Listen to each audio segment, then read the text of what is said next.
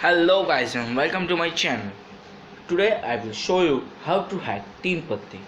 इसके लिए आपको पहले मेरा बैलेंस देख लीजिए। 1,08,563 रुपये है मेरे पास। अब आपको बाई चिप्स में जाना है, फिर उसके बाद गेट फ्री चिप्स।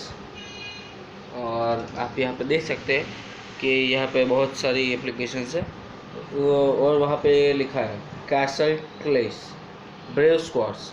ये डाउनलोड एंड रन दिस है, तो आपको पहले इस पर क्लिक करना होगा। और मिनट जस्ट वंस, और ये ओपन हो रही है। इसके आपको 1,00,000 रुपये आराम से मिल जाएगी। आप ऐसे ही दूसरी ऐप भी ट्राई कर सकते हैं। वेट सेकेंड, प्रोसेस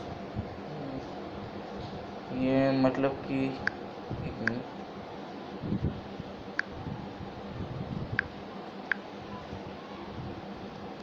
ये डाउनलोड होनी शुरू हो गई है। 174 MB की एप्लीकेशन है।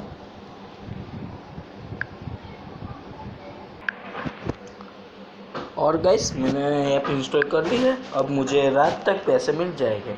अच्छा है तो आप मेरे चैनल को लाइक, सब्सक्राइब और कमेंट ज़रूर कीजिए। Thank you.